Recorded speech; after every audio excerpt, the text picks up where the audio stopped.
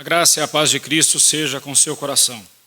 Abra sua Bíblia em Romanos, capítulo 1. E hoje nós veremos a partir do versículo 2.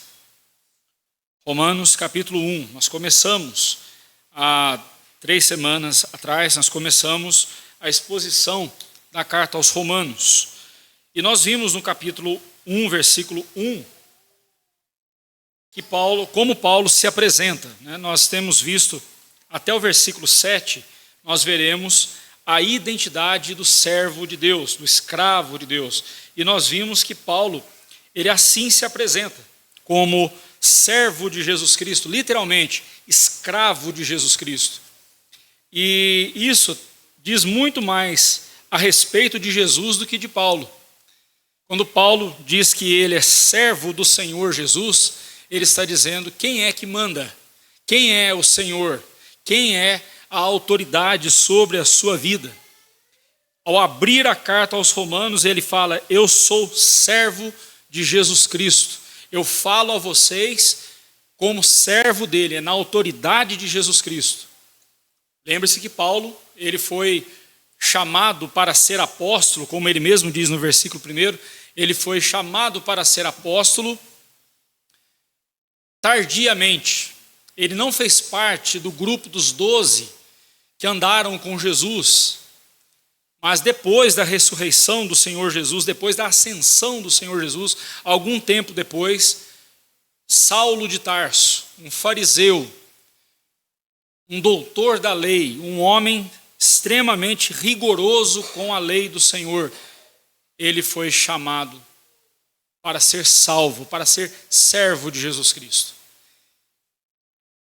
E Cristo também o chamou para ser apóstolo, ele foi separado para pregar o evangelho de Cristo. Isso nós já vimos no versículo 1, só estou recapitulando, porque agora nós continuaremos vendo qual é a mensagem do servo de Cristo. No versículo 1 nós vimos a identidade do servo de Cristo, e você e eu devemos entender que o mesmo aconteceu conosco.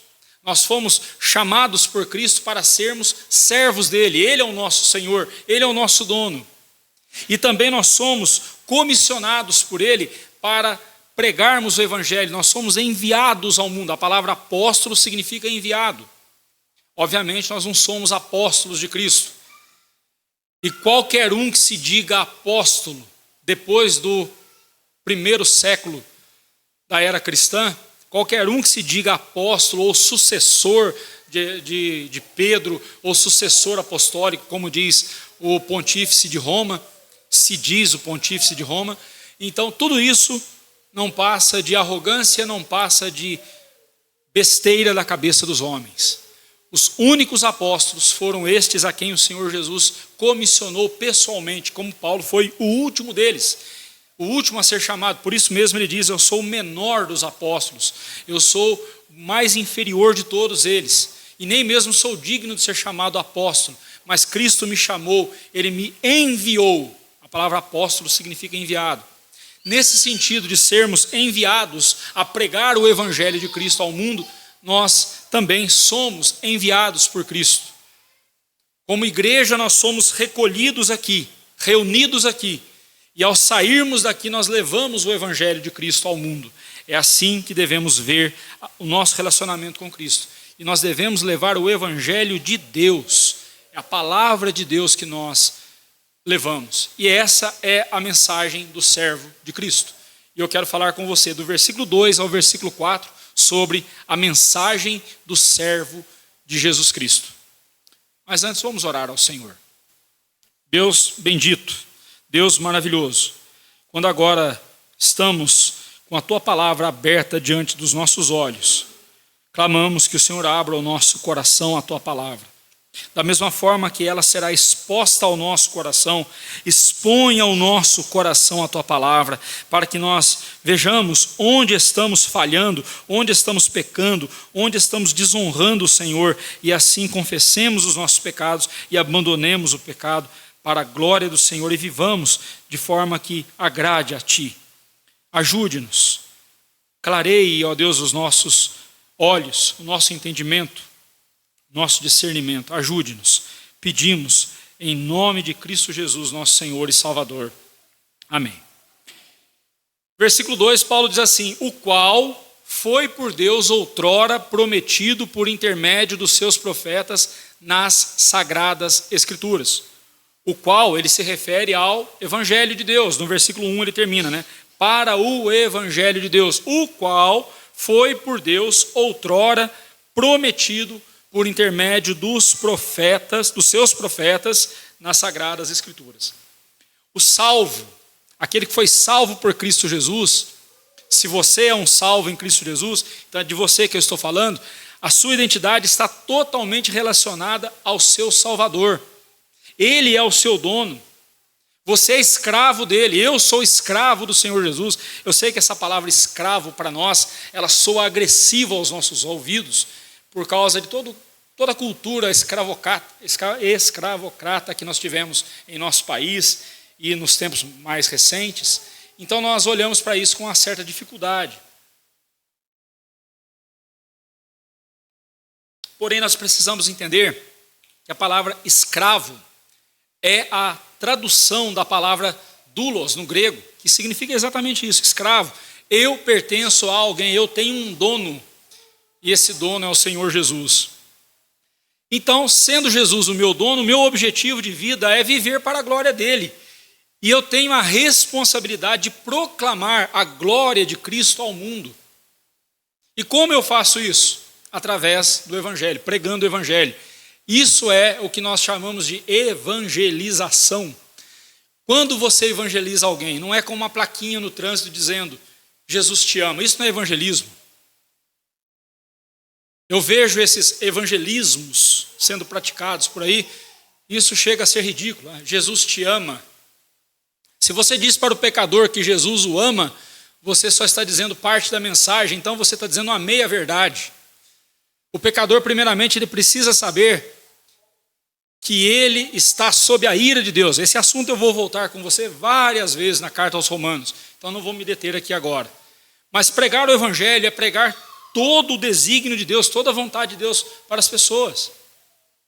E nós devemos levar a glória de Deus ao mundo, nós devemos comunicar ao mundo a grandeza de Deus, a grandeza da glória do Senhor, através da pregação do Evangelho. Bem, o Evangelho de Deus, do qual Paulo afirma que outrora foi prometido, outrora prometido por Deus, assim então Paulo está nos remetendo ao Antigo Testamento, com a finalidade de ensinarmos algumas verdades sobre o Antigo Testamento. E eu quero chamar a sua atenção para isso, porque infelizmente em nossos dias, muitos cristãos progressistas, entre aspas, eu tenho até dificuldade de descrevê-los como cristãos, eu tenho ouvido da boca de pastores que o Antigo Testamento não tem valor nenhum para nós hoje, porque ele é apenas fonte histórica. O que importa para nós é só o Novo Testamento. Eu já ouvi pastor falando isso, pastor presbiteriano, dizendo que ele não prega no Antigo Testamento. No Antigo Testamento ele só conta as histórias, porque a mensagem para ele está no Novo Testamento. Eu não perco tempo com o Antigo Testamento. Ele trata com desdém o Antigo Testamento. Isso é algo que não entra em minha cabeça, primeiro por ser algo blasfemo. Não entra na minha cabeça uma coisa dessa, alguém falar uma besteira dessas. Mas, quando Paulo fala sobre as sagradas Escrituras, o Evangelho que foi prometido por Deus através dos seus profetas, nas sagradas Escrituras, essa expressão sagradas Escrituras, ele está falando do Antigo Testamento. Isso mesmo, o Evangelho não é uma coisa, não é uma mensagem que aparece só no Novo Testamento. O Evangelho já aparece no Antigo Testamento. Eis a razão porque eu sou aliancista, e você também deveria ser. Porque o aliancista, ele não vê apenas o Evangelho no Novo Testamento, ele não vê Jesus somente no Novo Testamento. Nós o vemos no Antigo Testamento. Lá no Antigo Testamento ele foi prometido. Definitivamente, meus irmãos, nós temos que rejeitar essa ideia de que o Antigo Testamento não é normativo para nós, de que ele é só um apanhado de histórias sobre o povo de Deus. Não, o Antigo Testamento já é a anunciação do Evangelho. O Antigo Testamento já nos traz o Senhor Jesus. E você já vê isso logo nos primeiros capítulos de Gênesis. Gênesis 3,15, quando Deus fala para a serpente que a semente da mulher, aquele que descenderia da mulher, esmagaria a cabeça da serpente, enquanto a serpente lhe feriria o calcanhar. Ele estava se referindo ao Senhor Jesus.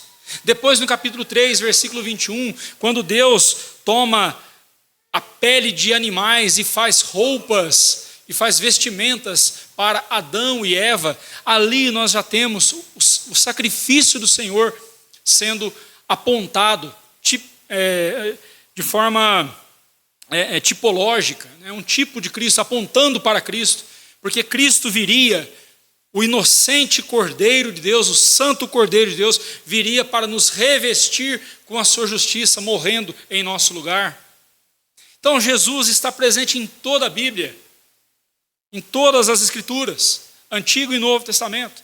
Essa é a primeira verdade que nós devemos entender aqui. A segunda é que essas Escrituras são sagradas e santas. Quando Paulo fala de sagradas Escrituras, por que elas são santas, sagradas? Por causa daquele que nos deu, por causa do Senhor Deus.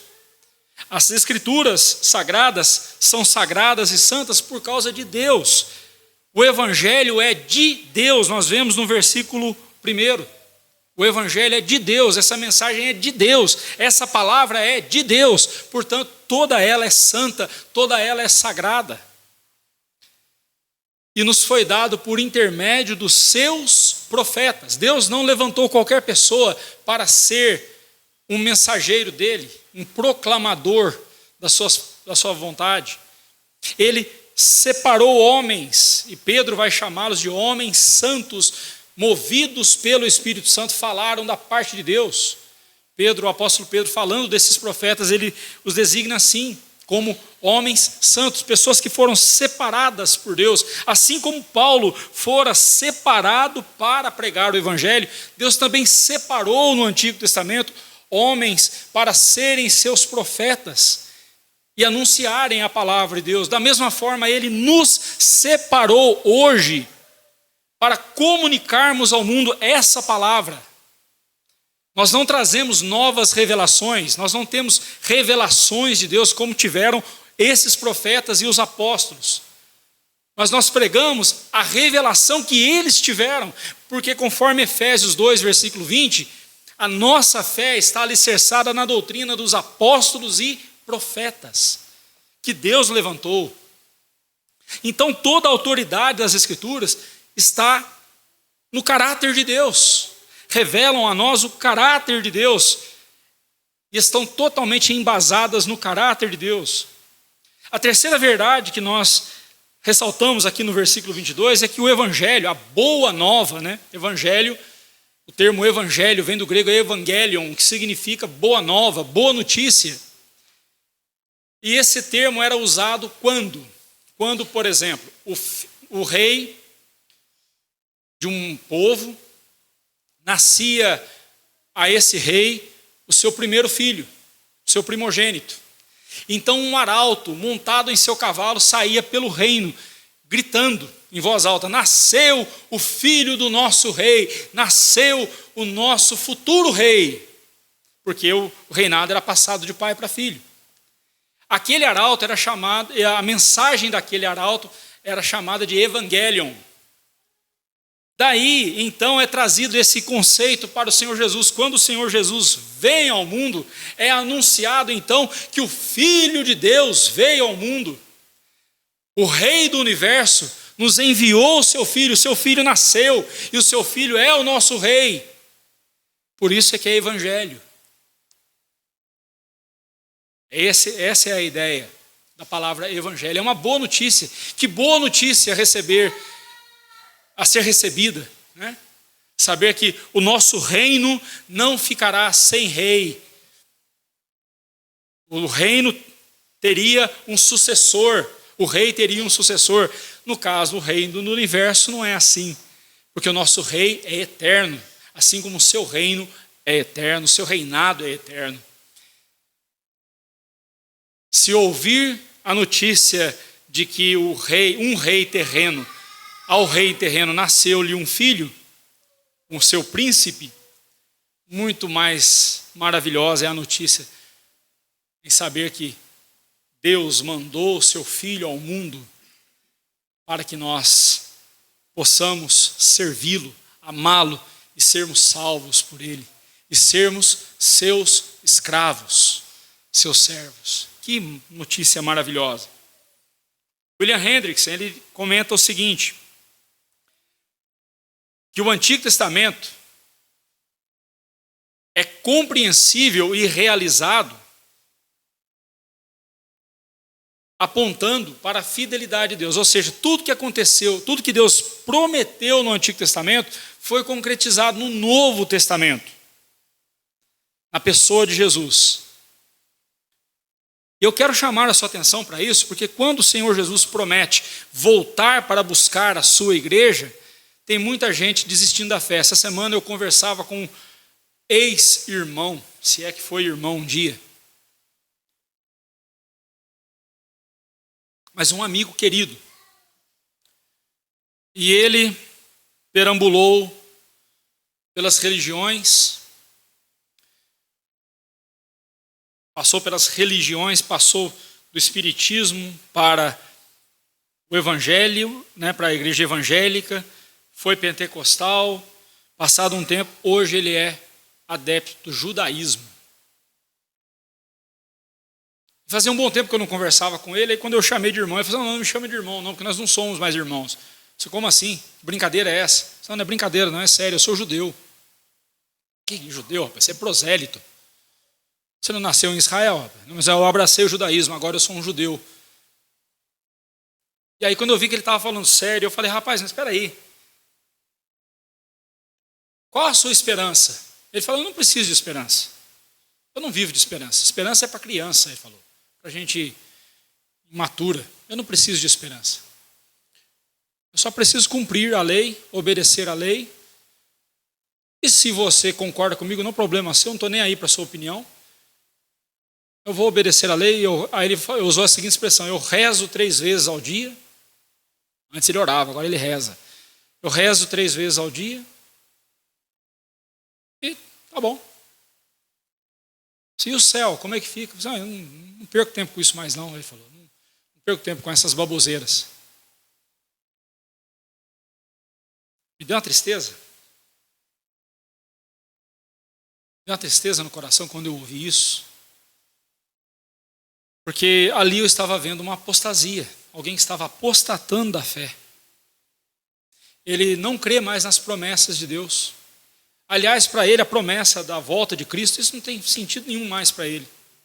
Mas eu quero chamar a sua atenção para o fato de que, ainda que pareça demorada a volta do Senhor Jesus, ainda que pareça que ele se esqueceu da sua promessa, mas ele não esqueceu, eu quero chamar a sua atenção para o fato de que todas as promessas do Antigo Testamento, que já deveriam ter sido cumpridas no Novo Testamento, elas se cumpriram detalhadamente.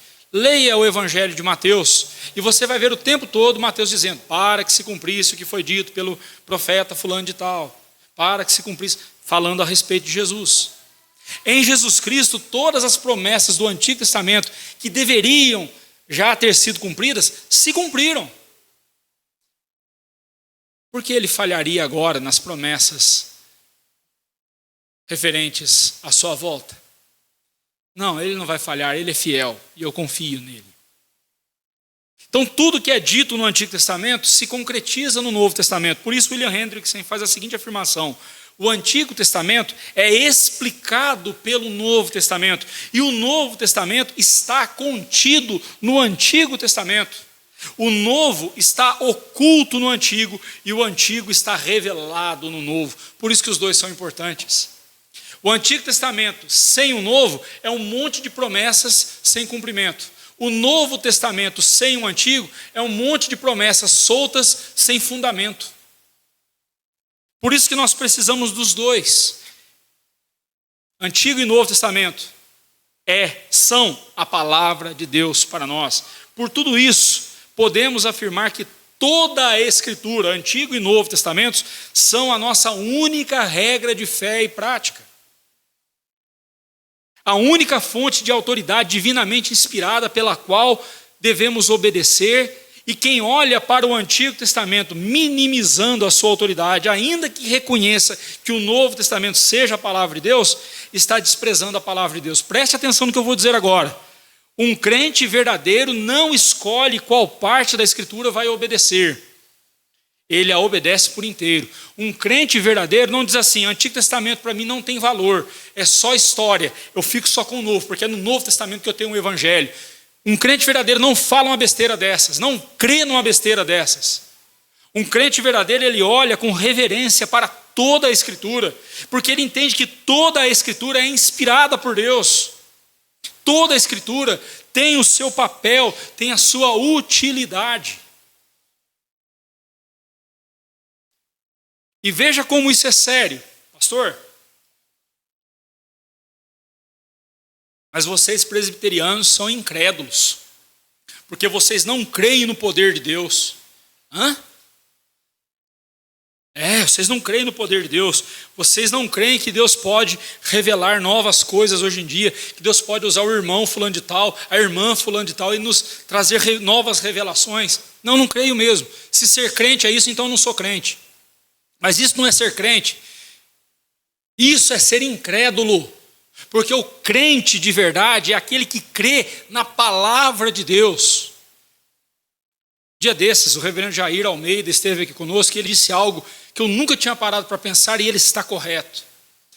Quantas vezes a gente já se pegou, não sei você, mas eu muitas vezes, puxa vida, como eu gostaria de ter estado lá na Galileia, nos dias de Jesus, para ver Jesus multiplicando os pães. Que privilégio eles tiveram de ter visto Jesus curando enfermos, expulsando demônios, ressuscitando mortos. Puxa vida, como eu gostaria de ter vivido naquele tempo. Meus irmãos, isso não é piedade, isso é incredulidade. Primeiro porque estou questionando os desígnios de Deus. Se Deus me quis nessa época, é Ele que sabe de todas as coisas. Quem sou eu para questionar isso? E milagre é coisa para incrédulo crer. Crente não precisa de milagre. Para Tomé, quando Jesus aparece aos discípulos novamente, Tomé que antes havia dito: se eu não vir as suas chagas, os seus machucados, e não colocar ali a minha mão, eu não crerei que ele ressuscitou. Quando ele viu Jesus ressurreto, ele disse: Senhor Deus, Senhor meu e Deus meu. O que Jesus disse para Tomé? Porque me viste, creste? Bem-aventurados aqueles que não viram e creram. Se porque você me viu, você creu? Isso não é fé. Isso não é fé. Fé é quando alguém me diz e eu creio sem ver. Eu não vi Jesus, mas eu creio nele. Eu não sei se estarei vivo na volta dele, mas quando ele voltar, se eu estiver morto, ele vai me ressuscitar, eu estarei com ele na glória. Eu não vivo pelo que eu estou vendo, eu vivo pelo que eu leio e creio da palavra de Deus nas Escrituras Sagradas. Crente de verdade é aquele que não troca a Bíblia por novas revelações. E olha como isso é sério.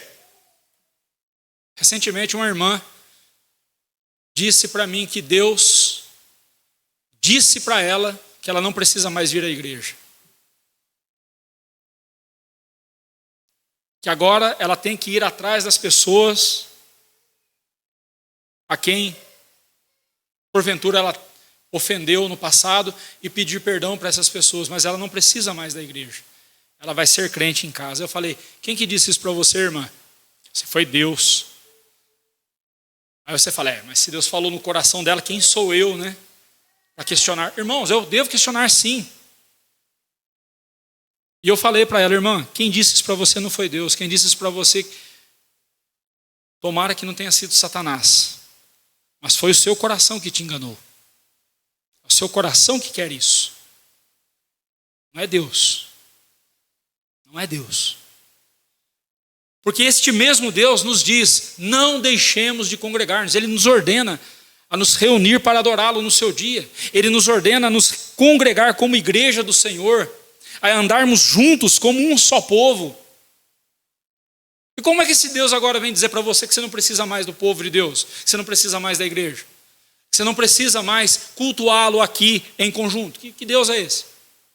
Preste atenção, meus irmãos, quando nós caímos nas veredas mentirosas das novas revelações ou das revelações extra-bíblicas, não vou nem chamar de novas revelações, porque se eu falo que é nova, então eu estou concordando que é uma revelação, e não é. Mas são revelações extra-bíblicas, são coisas da cabeça do homem, invencionistas de Satanás enganando as pessoas.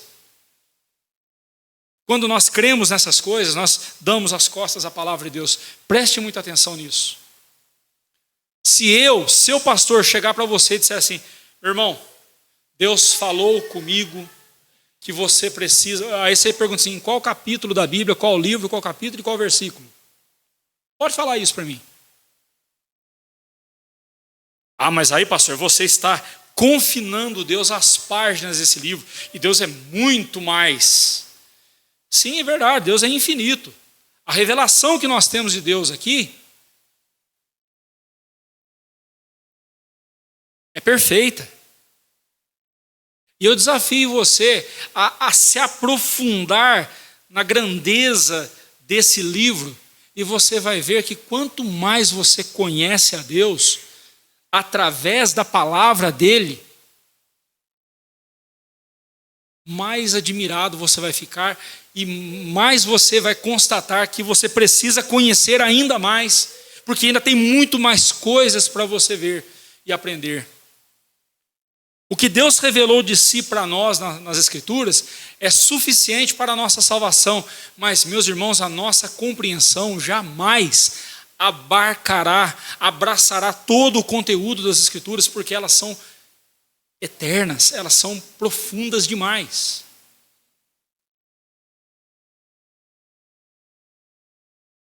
É como você, com um recipiente desse, uma garrafinha dessa, entrasse numa represa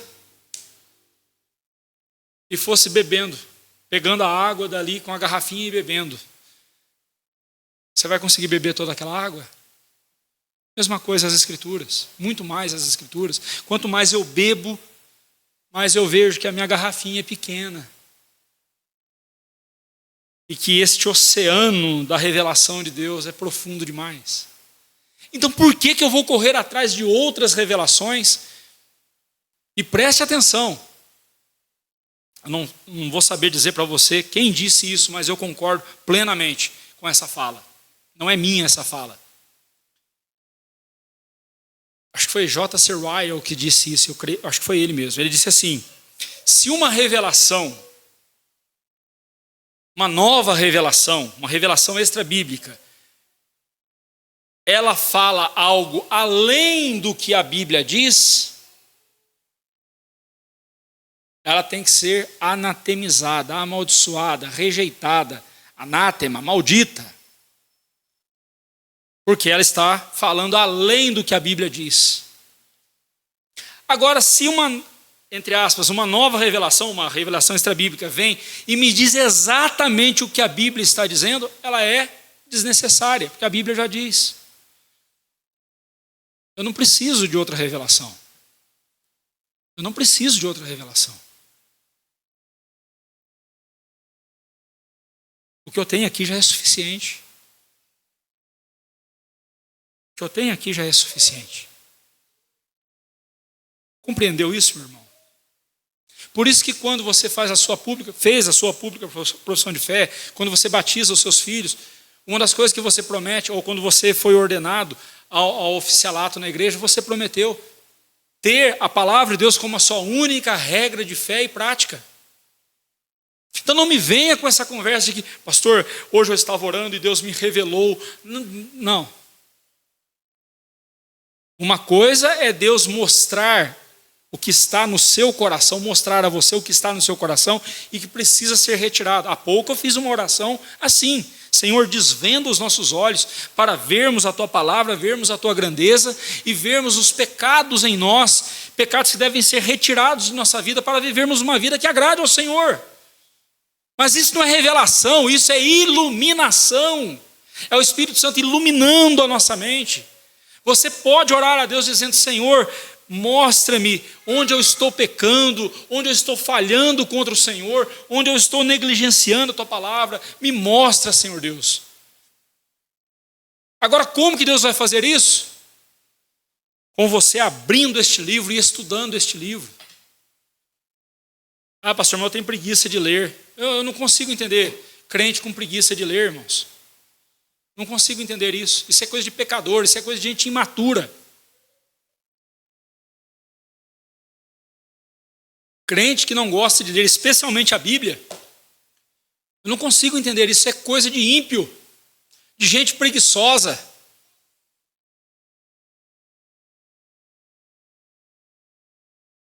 O hábito da leitura, sem dúvida alguma, é um hábito que você vai desenvolvendo.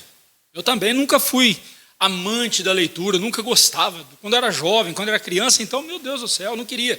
Livro para mim, só se tivesse gravura, eu detestava ler.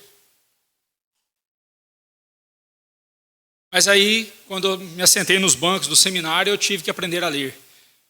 E aí eu aprendi a gostar de ler. E hoje eu gosto de ler. Mas de todas as leituras que eu faço, a mais importante, a indispensável, é a palavra de Deus, é a Bíblia. Porque se eu tenho um lugar onde eu posso conhecer a Cristo, é através das Escrituras. E eu não devo olhar para o Antigo Testamento e desprezá-lo e ficar só com o Novo Testamento. Isso é coisa de herege, isso é coisa de ímpio. O crente, ele olha para o conteúdo das Escrituras e busca ali conhecer a Deus e, conhecendo, adorá-lo, tal como ele requer. Continuando, Paulo diz que ele tinha uma só mensagem: o Evangelho de Deus. Nós já vimos isso no versículo 1, né? Essa era a boa nova que conta ao mundo o que Deus fez para salvar os pecadores. Evangelho é isso, meus irmãos. É contar para o mundo o que Deus fez para salvar pecadores. Não se trata do que os homens devem fazer para serem salvos. Ah, mas o carcereiro lá de Filipos, ele clamou para Paulo e Silas: que farei para ser salvo? O jovem chegou para Jesus e falou: Senhor, o que eu devo fazer? Bom mestre, o que eu devo fazer para ser salvo? Essa é a pergunta que o ser humano faz, porque nós temos essa ideia de que a salvação é obra nossa, e não é. A salvação é obra de Deus. O Evangelho vem anunciar exatamente isso, o que Deus veio fazer por você. Stanley Jones disse assim, certa vez, no seu livro, O Cristo de Todos os Caminhos, ele diz assim: religião é o homem buscando a Deus. Por isso mesmo existem muitas religiões. Mas o Evangelho é Deus buscando o homem, por isso existe só um Evangelho: o Evangelho de Jesus. Com quanta facilidade, meus irmãos, nos esquecemos dessa característica da mensagem do Evangelho. O Evangelho é a notícia de alegria. O Evangelho é a notícia que traz alegria ao coração que está abatido, ao coração que está contrito, ao coração que está em desespero. Jesus disse: vinde a mim todos vós que estáis cansados e sobrecarregados, e eu vos aliviarei. Tomai sobre vós o meu jugo, porque o meu fardo é leve, o meu jugo é suave e o meu fardo é leve. E aprendei de mim, porque sou manso de espírito e humilde de coração. Isso é o Evangelho, porque o Evangelho não é só uma mensagem, o Evangelho é uma pessoa, e essa pessoa é o Senhor Jesus. Quando você pregar o Evangelho às pessoas, sim, fale do pecado delas, fale que elas estão separadas de Deus, elas estão sobre a ira de Deus. Eu vou voltar nesse assunto muitas vezes na carta aos Romanos. Por enquanto, só pensar esse assunto, só pensar esse detalhe. Você tem que falar isso para as pessoas, que elas estão sob a ira de Deus. Mas Deus, em sua graça, enviou Jesus. enviou-nos o Senhor Jesus para nos salvar. Cristo veio para tomar sobre si o fardo da nossa condenação. Ele veio para ocupar o nosso lugar na cruz do Calvário. Essa é a mensagem de alegria, não de uma alegria qualquer, mas a verdadeira alegria que Deus dá por meio de seu Filho Jesus Cristo, quando ele é recebido pela fé como Senhor e Salvador de nossas almas. Se você não tem essa alegria, é porque você não tem Jesus. Um crente ou alguém que se diz crente e vive o tempo todo cabeça baixa, vive o tempo todo se arrastando, qualquer enfermidade é motivo para acabar com a alegria dele, qualquer coisa que saia do controle dele é motivo para jogá-lo numa cama deprimido. Qualquer coisa é motivo para ele desistir e dizer assim, eu não quero saber mais, vou dar um tempo. É porque ele não tem Jesus. É porque ele não tem Jesus em seu coração, porque Jesus na vida do crente faz com que o crente enfrente qualquer situação e enfrente qualquer situação para a glória de Deus. Opa, descobri que eu tenho uma enfermidade. Bem, como eu vou lidar biblicamente com essa enfermidade? Descobri que o meu cônjuge está me traindo. Como eu vou lidar biblicamente com isso? Eu descobri que o meu filho está usando drogas. Como eu vou lidar biblicamente com isso? Mas não, qual é a primeira coisa que a gente faz? Vai buscar ajuda com um psicólogo.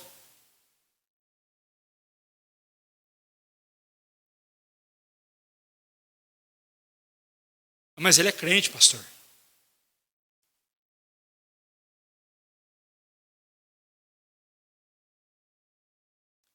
Irmãos, se eu não tenho alegria no meu coração, eu não tenho o Espírito Santo, porque o fruto do Espírito Santo tem como característica a alegria.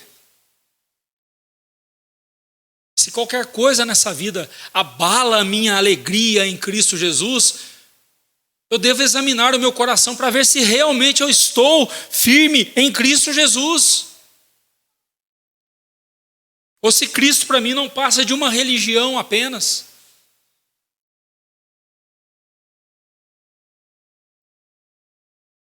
A nossa suficiência vem de Deus. A nossa suficiência não vem de nós mesmos, não vem da nossa esperteza, do nosso conhecimento, da nossa experiência. A nossa suficiência vem de Deus, diz o apóstolo Paulo. O que me põe em pé é o poder de Deus. O que traz alegria ao meu coração é a presença de Jesus em minha vida. O que me enche de esperança é o Evangelho de Jesus. É a promessa de Cristo. Não é se as coisas na minha vida estão do jeito que eu queria que elas estivessem, tudo ali certinho, caminhando certinho. Não, a minha felicidade não depende disso. A minha felicidade depende de Jesus. A minha felicidade não depende de pessoas. Minha felicidade depende de Jesus. Se a nossa pregação não traz essa característica da alegria em Cristo Jesus, então há algo muito sério e urgente que precisa ser repensado em nossa vida cristã. Mas ainda precisamos atentar para outro aspecto do Evangelho. Ainda estamos no versículo 2. E fique tranquilo, eu disse que nós íamos até o versículo 4, nós vamos até o versículo 2 hoje. Semana que vem eu continuo com você. Mas outra verdade que nós devemos destacar aqui no versículo 2, o Evangelho não é somente uma mensagem de salvação. Ele não é só a mensagem de salvação. Ele é uma pessoa, ele é Jesus. Veja bem que Paulo disse no versículo 2 que o qual, o Evangelho, por Deus outrora prometido. O Evangelho não é prometido, o Evangelho é proclamado. Mensagem não é prometida, mensagem é proclamada. Eu não prometi uma mensagem, bem, agora há pouco eu prometi, que semana que vem eu continuo essa mensagem. Mas mensagens não são prometidas, mensagens são proclamadas. Mas aqui Paulo diz que ele foi prometido. Ele se refere aqui a uma pessoa. Quando eu abro o Antigo Testamento, o que eu mais vejo são promessas de que Deus enviaria o Messias, o seu ungido. Messias significa ungido. Ele enviaria o seu ungido para salvar o seu povo. Então, quando Paulo fala do Evangelho, ele está falando de uma pessoa, ele está falando de Jesus. E eu bato nessa tecla: quando você estiver pregando o Evangelho para alguém, você não está pregando uma filosofia, você não está pregando uma religião, você está pregando uma pessoa, e essa pessoa é Jesus. Fale de Jesus, fale o que Jesus fez, o que Jesus faz, quem Ele é e o que Ele virá a fazer ainda. Anuncie todo o desígnio de Deus. Quando você falar do amor de Deus, fale do amor de Deus em Cristo Jesus. Quando você falar da ira de Deus, fale da ira de Deus que foi derramada em Cristo Jesus, lá na cruz do Calvário, por nossa causa. Quando você falar do juízo de Deus, lembre as pessoas de que hoje Cristo é o nosso advogado junto ao Pai, mas no dia do juízo final, Ele será o nosso juiz, Ele julgará o mundo. E ai daquele que não estiver do lado dele, quem não estiver do lado de Cristo, o julgamento será condenatório. Quem estiver do lado de Cristo, quem viveu com Cristo Jesus, quem andou com Cristo, quem foi servo dele nessa vida, quem foi escravo dele nessa vida, no dia do juízo, o juízo será declaratório, não condenatório, será declaratório. Ele dirá: vinde benditos do meu reino, entrai no gozo do teu Senhor. Será a declaração da nossa vitória em Cristo Jesus. Aplicando o versículo 2, de uma forma mais prática para nós, quando você estiver pregando o Evangelho a alguém, tenha sempre em mente o todo das Escrituras, o Antigo e o Novo Testamento, pois elas testificam do Senhor Jesus. O que o Senhor Jesus disse lá em João 5,39? Abra sua Bíblia lá, por favor. O que ele diz lá em João 5,39? Vamos ler juntos? Evangelho de João, capítulo 5, versículo 39. Vamos juntos? Examinais as Escrituras, porque julgais ter nelas a vida eterna, e são elas mesmas que testificam de mim. Quando Jesus fala Escrituras, ele está se referindo ao Antigo Testamento.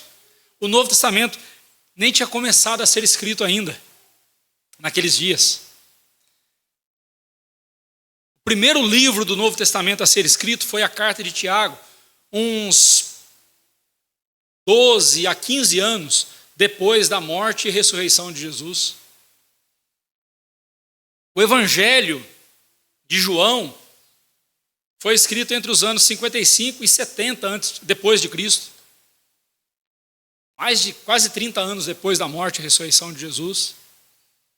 Então, quando Jesus fala, examinais as Escrituras, ele está falando do Antigo Testamento. São elas que testificam de mim. É o Antigo Testamento que fala de mim, testifica, confirma quem eu sou, que declara quem eu sou. Então, quando você estiver pregando o Evangelho para uma pessoa, percorra o todo das Escrituras, anunciando Jesus.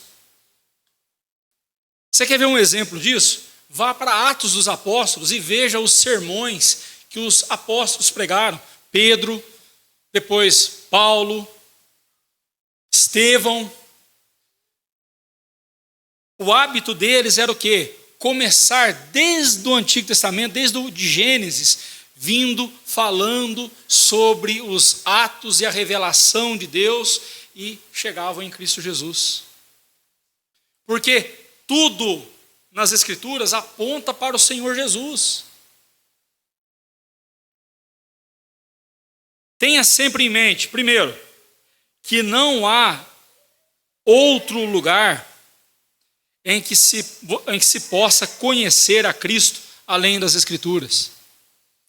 Podemos ler livros sobre Jesus, ver documentários sobre Jesus, mas o único lugar onde Cristo nos é revelado de forma segura, de forma plena, de forma que nós possamos conhecê-lo tal como ele é nas Escrituras. Se você conhece Jesus através das músicas do Roberto Carlos,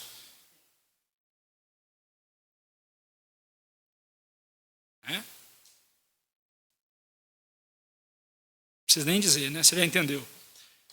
Segundo lugar, tenha em mente que pregar o evangelho é falar de Cristo, sobre o que ele fez e o que ele faz, sobre qual é a sua vontade para nós pecadores. Não apresente Cristo como um faz tudo, como um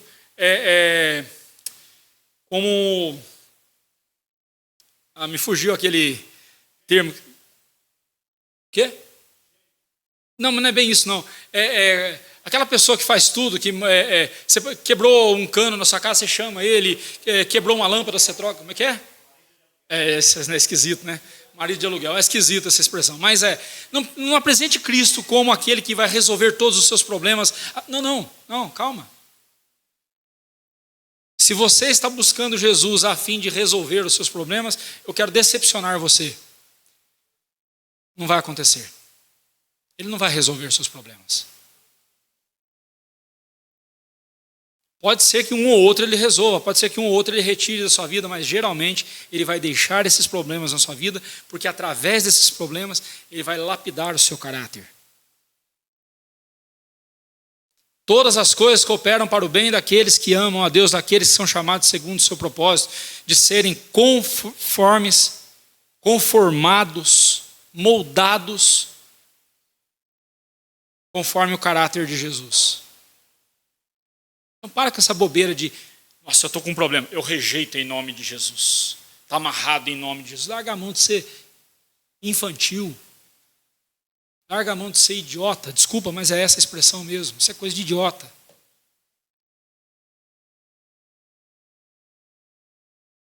Quando surgir uma situação difícil na sua vida, algo que você não estava esperando, ou algo que te machuque, ponha diante de Deus em oração, se ponha diante de Deus em oração e diga, Senhor, o que o Senhor quer trabalhar na minha vida através disso? Não me deixe desperdiçar essa oportunidade, porque eu sei que o Senhor tem um propósito maravilhoso na minha vida, que é me tornar mais parecido com Jesus. Me dê forças. Faça isso. Pregando o evangelho às pessoas, você tem que dizer isso a elas. Olha, Deus, a solução para você é conversão, mas a solução não quer dizer que Deus vai acabar com os seus problemas da noite para o dia. Não. Porque o seu problema não é as lutas, não são as lutas dessa vida. O seu problema é eterno, o seu problema é condenação eterna. E de que adianta você viver bem nesse mundo, viver tranquilo nesse mundo, ganhar esse mundo, como disse o Senhor Jesus, e perder a sua alma. A gente precisa dizer para as pessoas que há um problema muito mais sério na vida delas do que problema no casamento, do que problema no trabalho, do que problema na saúde, do que problema financeiro. Existe um problema muito mais sério. E esse problema é eterno. Se você acha que hoje o seu casamento é o inferno, espere para ver o inferno, para você saber o que é o inferno de fato. Há uma coisa muito mais séria. Olhar para os nossos filhos, nós devemos evangelizá-los com toda a veemência. Pregar o evangelho para os nossos filhos e não sossegarmos enquanto não vê-los convertidos ao Senhor, amando o Senhor Jesus. Porque mais importante que mandá-los para uma escola renomada, mais importante do que eles serem bem-sucedidos profissionalmente, mais importante é eles abraçarem a fé em Cristo Jesus. Mais importante de tudo nessa vida é Jesus, e eles precisam disso.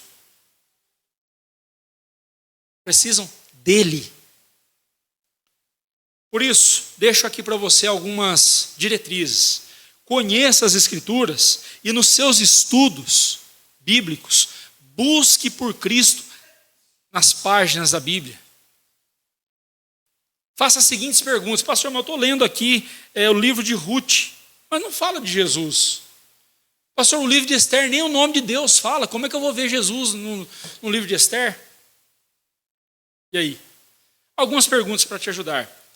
Você está diante de uma passagem bíblica, pergunte-se: o que essa passagem diz claramente sobre a pessoa de Jesus?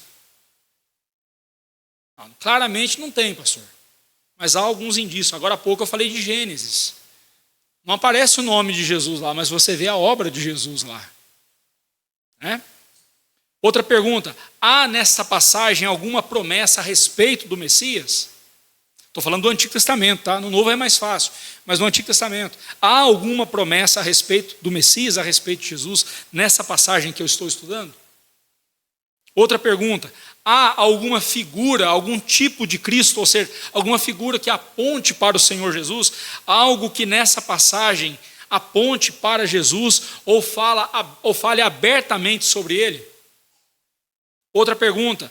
Há alguma doutrina nesta passagem que esteja parcial ou plenamente anunciada? Por exemplo, a doutrina da ressurreição, você vai vê-la plenamente anunciada no Novo Testamento. Mas no Antigo Testamento você tem indícios dela. Quando, por exemplo, se fala de Enoque, que andava com Deus e já não existia mais porque Deus o tomara para si. Ele foi trasladado para o céu, ou Elias, que foi levado de corpo e alma para os céus. Isso aponta para a ressurreição. Porque lá no dia da ressurreição, nós estaremos de corpo e alma eternamente na presença de Jesus, assim como Elias e Enoque estão. Assim como o Senhor Jesus está. Há alguma doutrina que está, já li, parcial ou plenamente anunciada? Outra pergunta, quais outras referências bíblicas confirmam o ensino dessa passagem? Uma regra de interpretação bíblica que os reformados trouxeram, que é muito importante, a Bíblia explica a Bíblia. Se uma passagem das Escrituras, elas não estão tão claras, nós devemos recorrer a outras passagens da Bíblia que falem sobre aquele assunto e que vão nos esclarecer o assunto. A Bíblia explica a Bíblia, tenha certeza disso. Estude as Escrituras de forma proposital. Não pegue a Bíblia só para ler. Bem, o pastor Olivar coloca lá no boletim da igreja 2 capítulos da Bíblia por dia. Bem, hoje eu já li meus 2 capítulos. Só para no final do ano dizer assim, eu li a Bíblia toda. E aí, o que você guardou disso?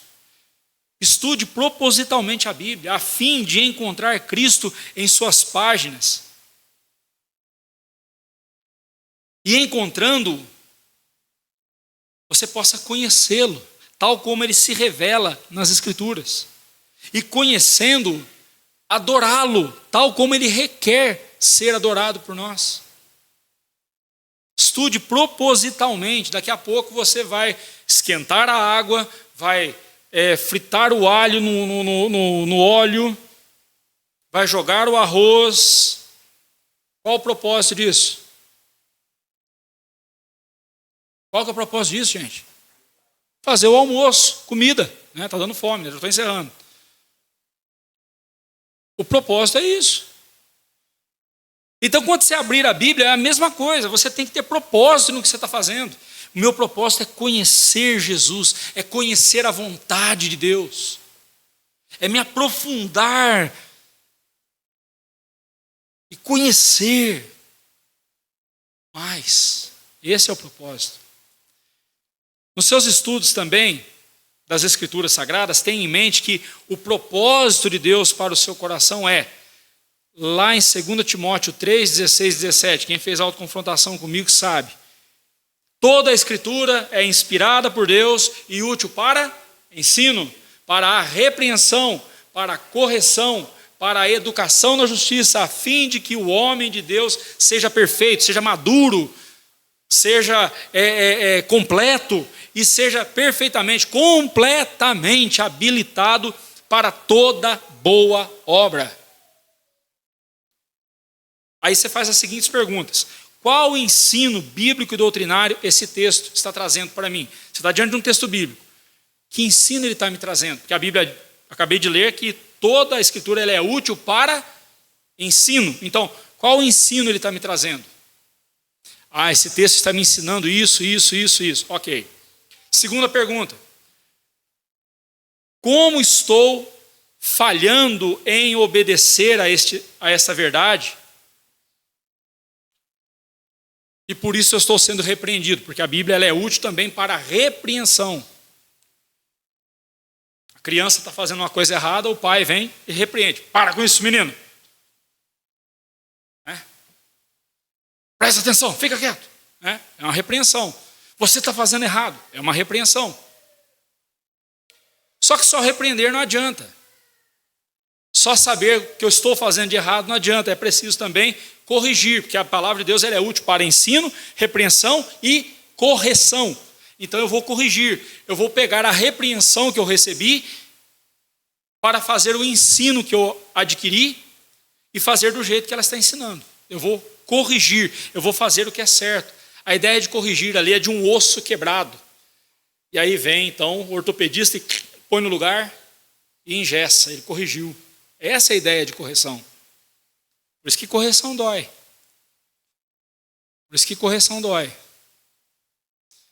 Por isso quando o papai e a mamãe pegam uma vara, pegam a cinta e dão umas cintadas, umas varadas na gente, em mim não dá mais, né? Mas eu tive muitas, né?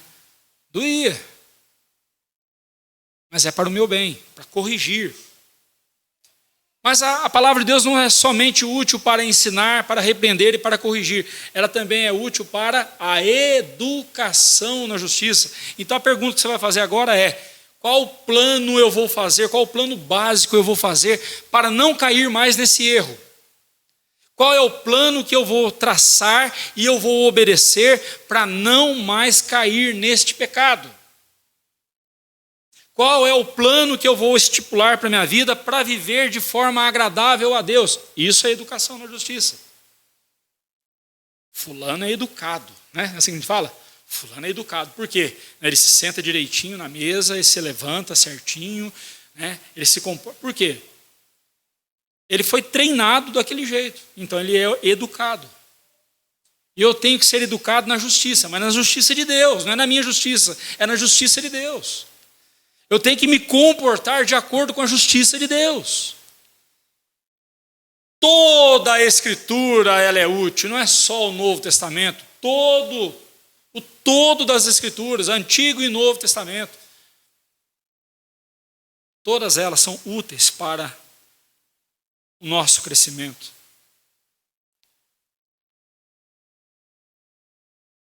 Semana que vem nós continuamos no versículo 3 e 4. Ainda falando sobre a mensagem do servo de Jesus Cristo. Que Deus assim nos abençoe. E que Deus nos mantenha firmes na presença dEle. Porque se não for por Ele, nós não conseguimos. Porque nele nós nos movemos, respiramos e existimos. Tudo é para a glória dEle. Tudo é por meio dEle e para Ele. Deus assim nos abençoe. Amém.